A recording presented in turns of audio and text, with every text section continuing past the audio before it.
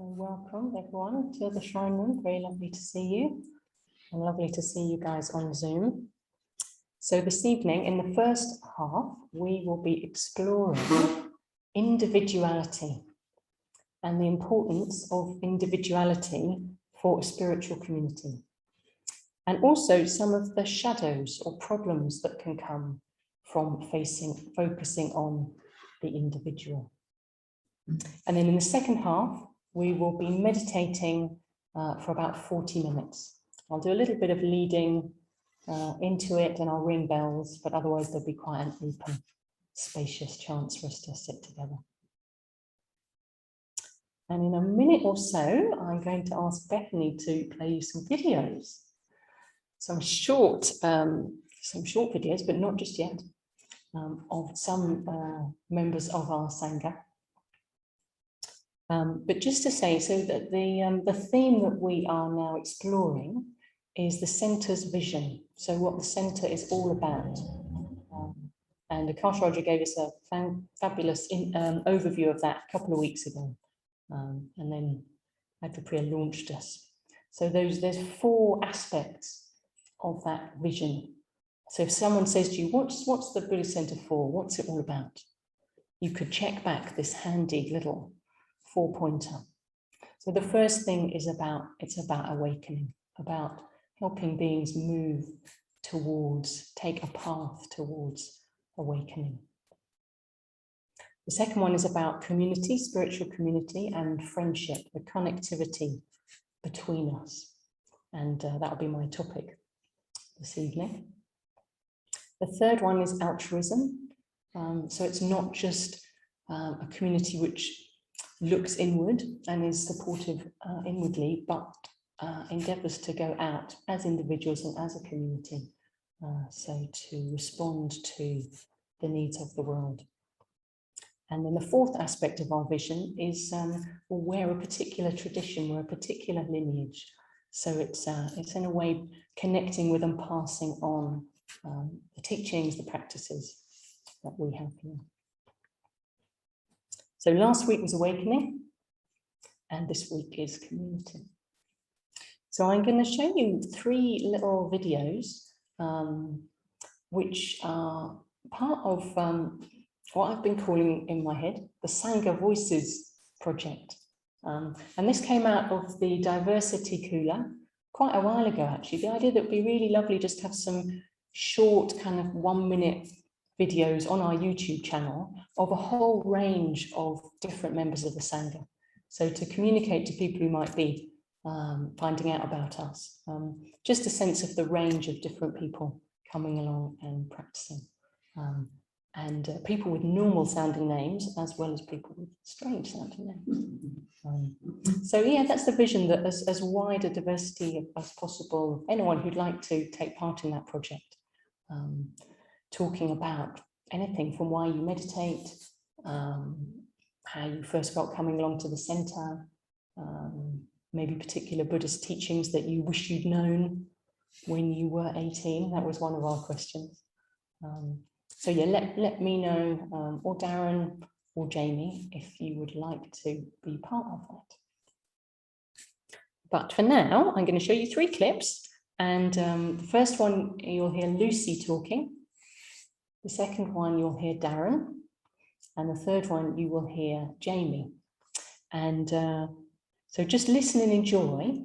And maybe listen for the values, for some of the values that in a way they're connecting with as they talk. Good. Fingers crossed, lights, camera, action.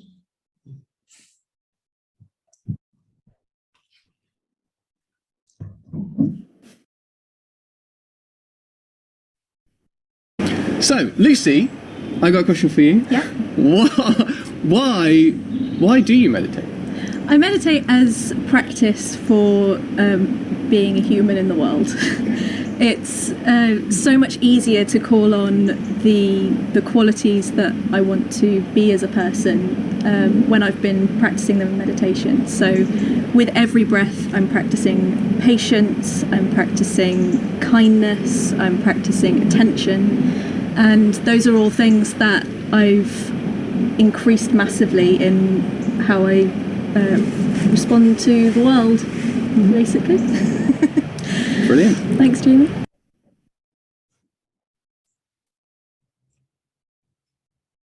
Yeah. Yes.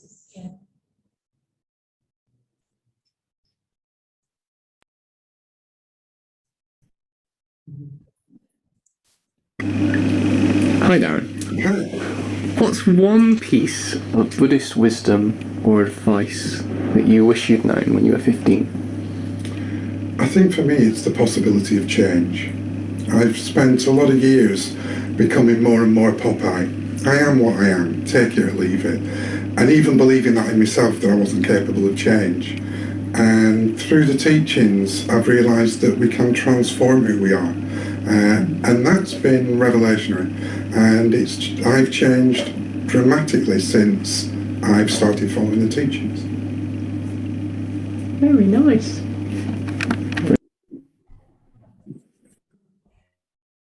And your last one, which will be Jamie.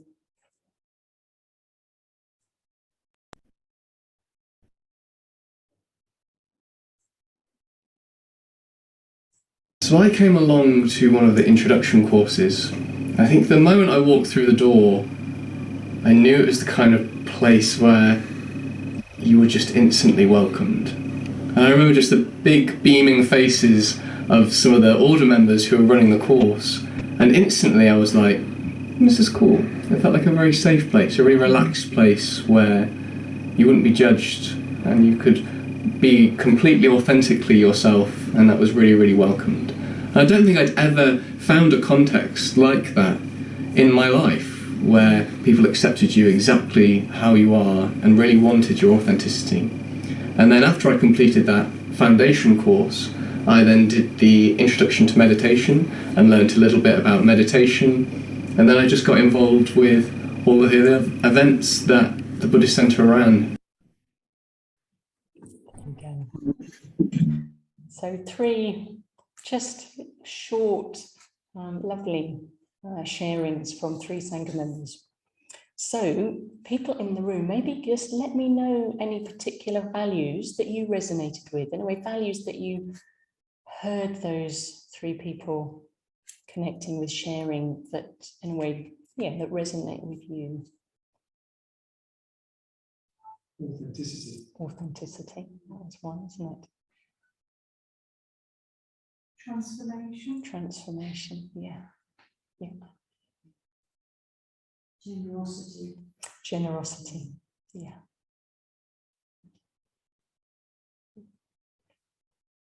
Yes, I think particularly in Jamie talking, authenticity really came through. Darren very much talking about change, transformation. And Lucy about a few qualities: kindness, patience, attention, awareness, those qualities that she's developing in meditation. So I'll say a bit more about that in the talk. So I'm going to be sharing my reflections on a talk given by Sangharakshita, the founder of our movement and order, in 1971. So, and the talk is called The Individual, the Group, and the Spiritual Community. And possibly it's called The Community, but he talks about the spiritual community. And in 1971, I was 1, so I don't remember a huge amount about it. But today I've been listening to some of the music of that year, and there were quite a few hits. So Aretha Franklin was singing Spanish Harlem. John Lennon was singing Imagine. Gil Scott-Heron released The Revolution Will Not Be Televised. Joni Mitchell had a hit with California. There were endless hits that year. Recommend looking back at it. So there was freedom in the air for some, but not for all, of course. A few things that I looked up that happened that year. So women in Switzerland were given the right to vote in 1971. In state elections, not in all of the local elections. That came later. Arsenal beat Liverpool in the FA Cup. Bad luck by now. Bangladesh gained independence. It was the first time that a Black-owned company had been listed on a major US stock exchange. And on UK TV, we had the two Ronnies. So a whole array of things going on, a very different time. So yeah, I just was kind of reflecting back on, in a way, the mood of those times when he gave that talk. So the key message for me of this talk that he gave is the importance of individuality, of integrity, of being able to think for ourselves and be true to our own values, even when that sets us apart from others, makes us feel in a different place to others, even perhaps makes us unpopular at times. So that vision of that degree of integrity and individuality, that might sound inspiring. It might sound a bit uncomfortable, and it certainly is challenging. And I imagine that some of us will find it harder than others to do that standing apart from the group, taking a stand, being unpopular. And that will depend on your conditioning, on formative childhood experiences, parents, culture, just qualities that you were born with. So I wanted to just lead us in a short reflection around this theme of individuality. So feel free to shut your eyes or not, however you feel most comfortable, and see if you can think of a time when your values led you to have a different view on something compared to someone else. So someone else who you knew, in a way, you were in a different place to them. Maybe even you felt a bit at odds with them, or just taking a different perspective. Could be a partner, a family member, others in a group that you're part of, or just people out there in the world who seem to be thinking, feeling something different. So it can be a small example. See if you can just find something to bear in mind.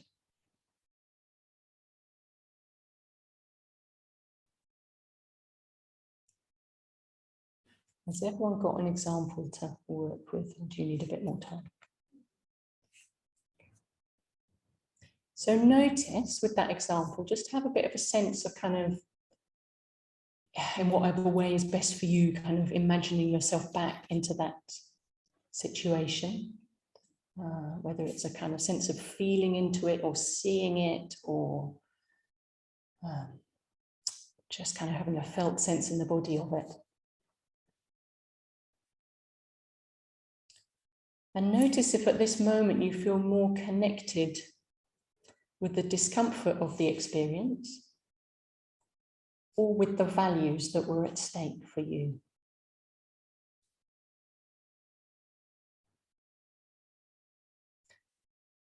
And now I invite you to lean into the discomfort of the experience.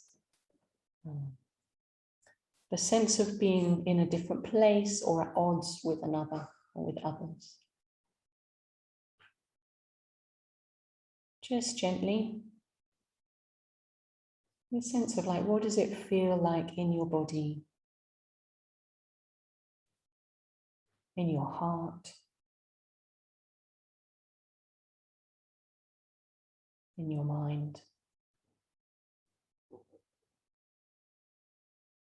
Just allow that discomfort to be part of what you're aware of.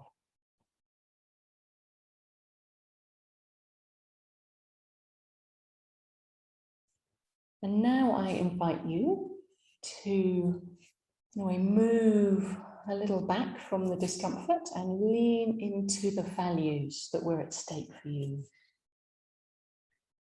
What was really important for you?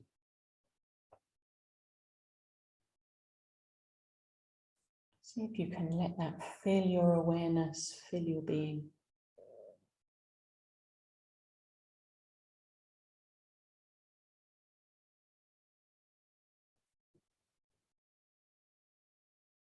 how does that show up in your body now? In your heart? Any aspect of your being?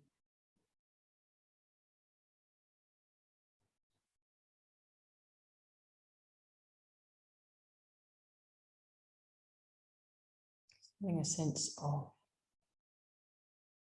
appreciating those values.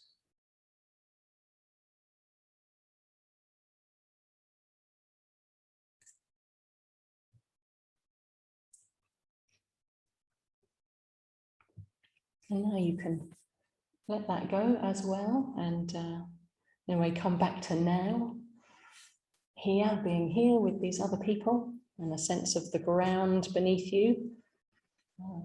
Do whatever helps you arrive back, whether it's a bit of moving, a bit of rubbing of a leg, or just looking around.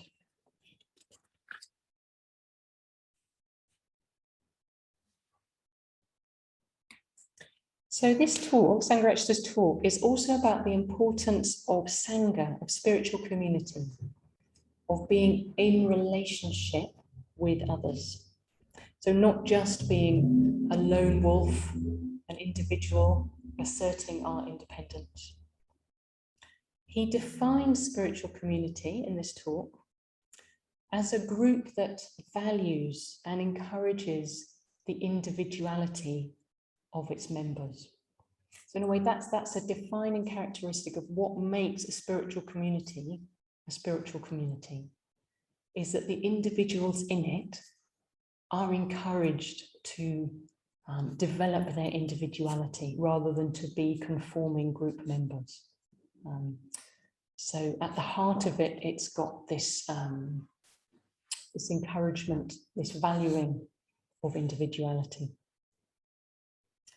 So as a group, it's made up of people who aspire to that kind of individuality, integrity, ethical commitment, who place a high value on their own individuality and on others' individuality, who embody that, at least to some degree, some of the time. We won't be doing it all of the time. So that's what distinguishes, in the way he's talking about it, a spiritual community. He says you don't need a building or lots of rules. You need individuals in the highest sense. He does acknowledge that this is a tall order, but it's worth aspiring to.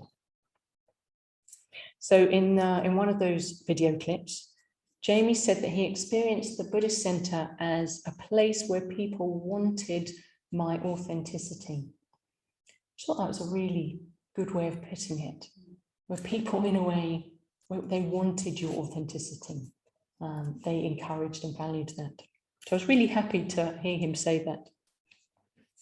I imagine it's not always like that, that's not always the experience that we have of each other at the center. There'll be times when our authenticity isn't easy for others to receive. They may not always be able to welcome it.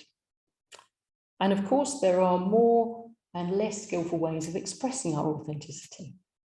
So there's different ways, isn't there, of kind of communicating it to others.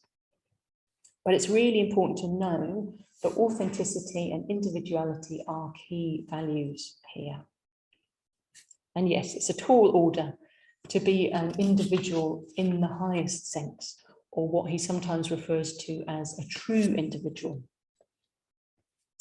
So sometimes I feel a bit ambivalent about this phrase, the true individual. But the essence of what he's saying about the importance of individuality and integrity, that really, really resonates with me. I think part of my reservation about the phrase, the true individual, is that it feels like it can set us up to fail. It might not, but there's a possibility of that. In a way, that's always the shadow of idealism. Idealism can inspire us and motivate us, but it can also leave us feeling very aware of where we're not matching up to the ideal. So that kind of integrity and authenticity, they are not an easy gig to live up to, are they? I wanted to just share a little bit from this book. I don't know if you guys can see it. It's called Awakening Together by a Buddhist in America called Larry Yang. And it's about the spiritual practice of inclusivity and community. And I just really liked the way he talked about integrity. Integrity is doing the wise and compassionate action when no one agrees with us. Integrity is walking our highest path, even when it is painful and arduous and long. Integrity is acting on behalf of others when we do not have to, because we have some benefit, privilege, power, or entitlement that protects us. Integrity is standing actively in solidarity with others. Integrity is being kind when everyone and everything around you is not kind. Integrity is holding to these principles, even when there are an infinite number of distractions, seductions, and judgments that seek to weaken and obliterate these principles. I think he puts that very well. But that's a demanding prospect, isn't it? That degree of integrity. So now I wanted to explore some of the ways that I don't manage to be an individual in that lofty sense. So the first area is around conformism. There are times when I feel the pull to conform, not to rock the boat, not to upset people. And that arises in the Sangha, as well as other places in my life. So when I anticipate saying something that I think might upset someone, or that another person would just find difficult, even painful, that will register to some degree as tension in my body. I may still say it if it feels valuable and timely and true and helpful, all those things. But there will be, there'll be attention to kind of acknowledge. And in some contexts, maybe big rooms of impressive people, I can notice that I'm finding it hard to speak up, to say what I think, to voice a concern. Can feel that pull of the urge to harmonize, especially if I don't quite feel safe. So I think they go together. You know, you need to feel safe in some way to take that leap. So at those times when I'm drifting towards conformism, I'm basically behaving in a way that contributes towards creating a group rather than a spiritual community. To the degree that I'm not managing to have more individuality and integrity, I'm participating in a group, which may be fine, but isn't kind of taking it, I suppose, to that, stretching it to that greater potential of spiritual community. And that is inevitable. So I'm not beating myself up about that. And luckily, it's not just up to me to create spiritual community. So none of us can take all of the credit or all of the blame. It is a joint project. So we all have a shared responsibility in our community. It is created by all of us who participate in it. It is what's sometimes called a co-creation. It's a collective act. And sometimes we will be manifesting more of that integrity in relationship between us, and sometimes less. I think that's a way to think about spiritual community, is integrity in relationship. So another of the ways that I don't manage to be an individual in this lofty sense is when I'm drifting in the opposite direction from conformism, drifting towards individualism. So that's the opposite of conformism, but not in a good way. So asserting me and mine, my views, my independence, or maybe my meditation, my progress towards enlightenment. A focus on, an over-focus on self. So at those times I'm wanting to be more independent than I actually truly am. Not wanting to accept the interdependence that there is between me and others. Maybe not wanting to accept help. Acknowledge that I need others, that I depend on them. So when I'm drifting into that kind of individualism, I've basically fallen for the delusion of a separate self and lost touch with the reality of our interdependence. It can also be that quality of just kind of not wanting to be flexible, not being able to let go a bit, that you have in intimate relationships. That's what they ask of us, I think. Intimate relationships with our friends, a partner, they ask us to flex a bit, to let go. It's not always easy. And Sangha friendships, I think, have that quality. They are intimate relationships, generally platonic relationships, but we're encouraged in a Sangha to have that kind of depth with each other, which often people will only have with a partner. But this is a context where, in a way, you're encouraged to go deeper in friendship and meet each other just more authentically, more fully. So we can drift one way or another to conformism or individualism. And individuality is, did you guess it, the middle way between those two. So just maybe for a minute or so, just tune into yourself, kind of go a little bit more inward again. Just have a sense of which way does your being tend? Does it tend a bit more to get pulled towards conformism, fitting in,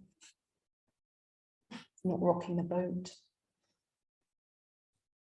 Or do you tend to get pulled more towards individualism and wanting a sense of me as different and separate?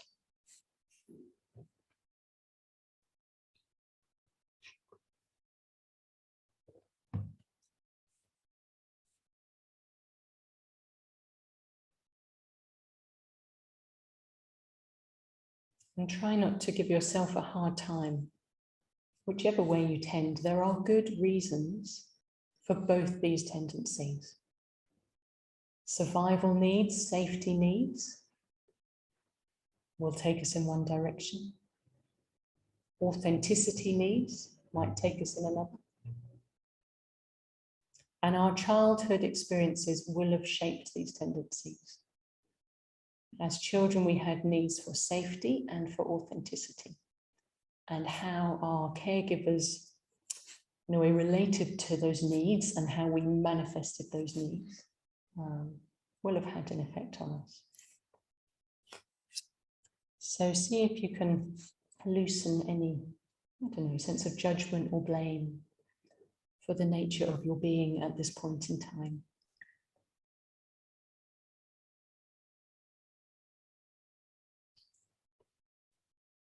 So yeah, just now coming kind of back out again, less inward, a bit more of an outward orientation, sense of others.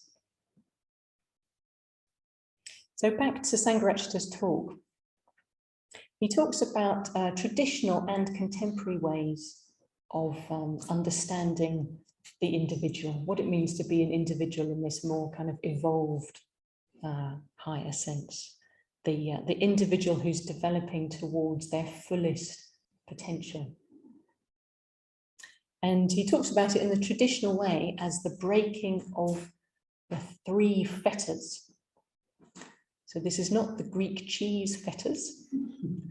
This is the fetters that bind us, the things that stop us being free. And the first one, the first fetter, in traditional Buddhism is around having a fixed sense of self, a sense of yourself as fixed, as separate, as not to be changed. Kind of, in a way, I think Darren evoked that really well when he spoke about the possibility of change. But we can get stuck with a sense of like, this is me, take it or leave it. That's how I am. And actually what he was talking about was that sense of it's possible to see through that delusion of a fixed and separate self. Yeah, so we can, in Sangharakshita's words, be an individual who is prepared to change, who accepts the necessity for change. One who can commit themselves decisively to a higher evolution. He then talks a bit more about the contemporary, that would be a 1971 contemporary definition or understanding of the individual. And there he's more talking about qualities of being self-aware, aware of yourself, what makes you tick, what your dynamics, your nature is, your habits, and aware of your emotions, your states of mind, and engaged in developing more positive states.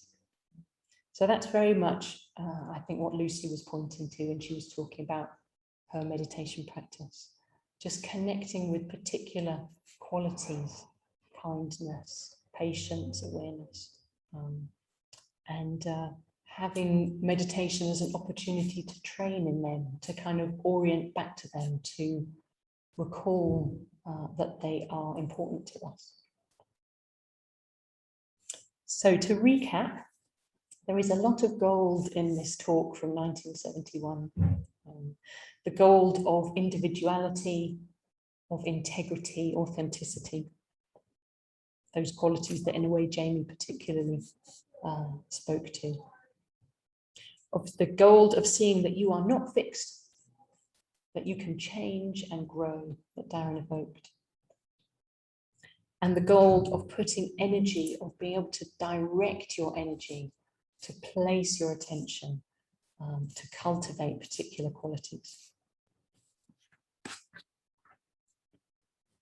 And the gold of this way of understanding a spiritual community, that it is one which values these qualities and encourages them in others.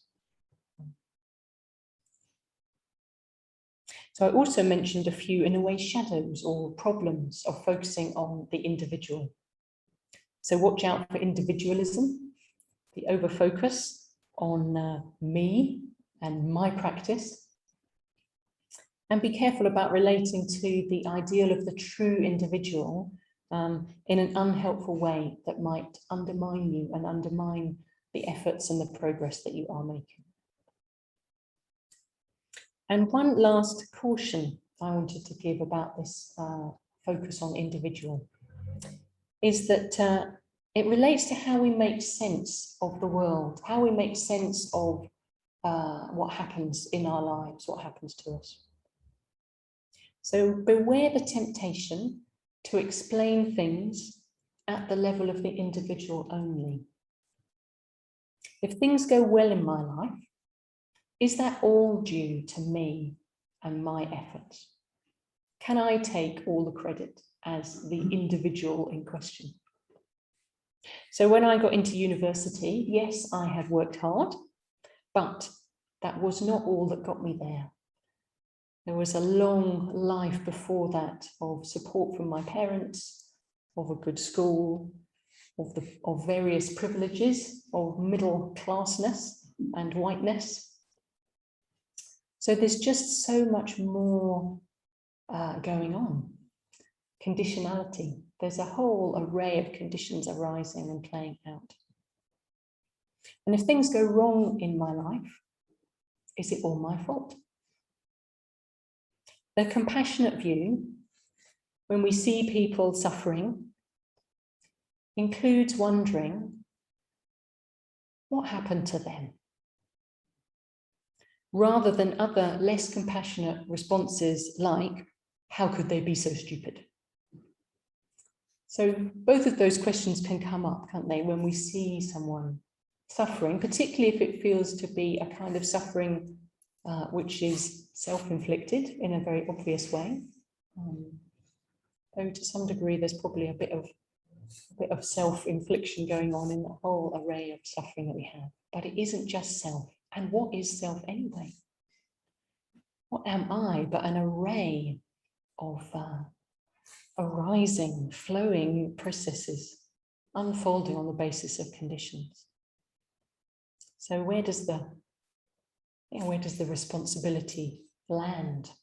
It's a bit hard for it to land anywhere if you're in a flowing river and a moving process.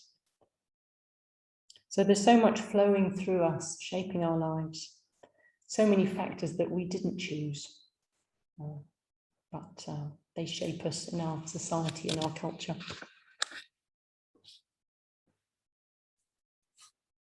So yeah, it's just, it's complex, isn't it? Complex interplay between what you might call agency of an individual, and then whatever appears to be the world out there, the other factors. But there's just interplay. Even that makes it sound too separate, like there's one thing interplaying with another thing. Actually, lots of processes unfolding. So in a way, just that, yeah, that last point is just to say it can be really easy to underestimate the importance of kind of group factors, society factors, group identities in shaping what happens to us and how our life pans out. So that is all I have to say for now on the topic of individuality and spiritual community.